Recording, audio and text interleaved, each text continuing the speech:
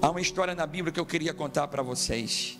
Em Atos capítulo 27, narra que um navio estava sendo levado para Roma.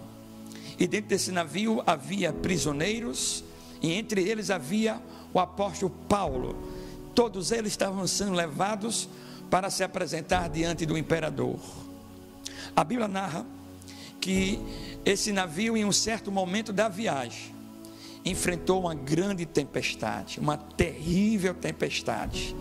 E essa tempestade fez que o navio quebrasse, que esse navio estivesse totalmente sem controle. Todos estavam desesperados. E no verso 20 diz que: e não aparecendo havia alguns dias, nem sol, nem estrelas, caindo sobre nós grande tempestade, dissipou-se afinal toda a esperança de salvamento. O quadro que se apresenta dessa triste realidade é que aquele navio estava naufragando, que não havia mais esperança de salvamento.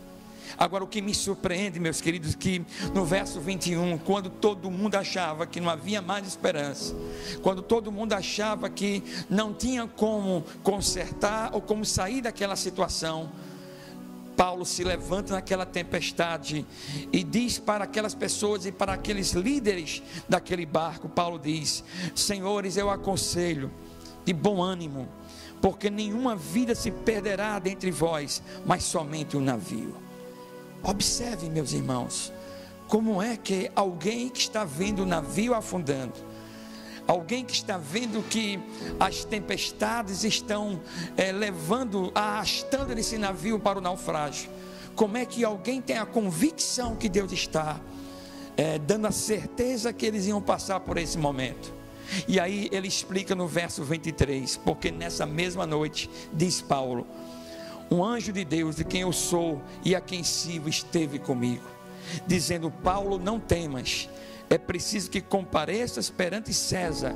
Eis que Deus, por sua graça, te deu todos quantos navegam contigo. Veja, meus irmãos, que naquele momento de tempestade, uma primeira lição que eu aprendo: Deus falou com Paulo na tempestade. Às vezes a gente acha que Deus só fala conosco quando a maré está boa, quando não há nenhuma tempestade, quando não há adversidade. Deus fala conosco. Deus falou com Paulo, e por isso que naquele ânimo de derrota, ele se levanta e diz: ninguém vai perecer, porque o Senhor falou comigo. O navio vai perecer, o navio vai naufragar, mas nós, nenhum de vocês vão se perder. Qual era a convicção dele? Porque a palavra de Deus sobressaía aquela situação. E a preocupação de Paulo, como diz o verso 25, diz: portanto, senhores, tende bom ânimo, pois eu confio em Deus, que sucederá do modo por que me foi dito. Diz a Bíblia que de fato o navio pereceu, o navio naufragou, mas ele estava já perto de uma ilha e conseguiram chegar até aquela ilha. Aqui, meus irmãos, eu quero pensar com você uma segunda lição. Quem é você? Quem somos nós na tempestade? Quem somos nós quando a maioria diz que não tem como resolver essa causa? Quem nós somos quando as grandes ondas se levantam e quando a estrutura do nosso barco é jogado ao mar? Quem nós somos? Meus irmãos, nós cantamos, nós louvamos, nós pregamos um Deus todo-poderoso. Nós temos o temor da sua palavra. É preciso se levantar na nossa tempestade. Deus levantou você na sua família.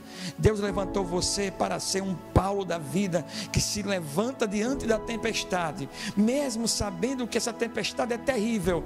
Levantar diante da tempestade, assim o Senhor faz com você, para que você possa enxergar a palavra de Deus acima das nossas dificuldades. Se levante na tempestade, se levante diante da sua família e diga que confia em Deus.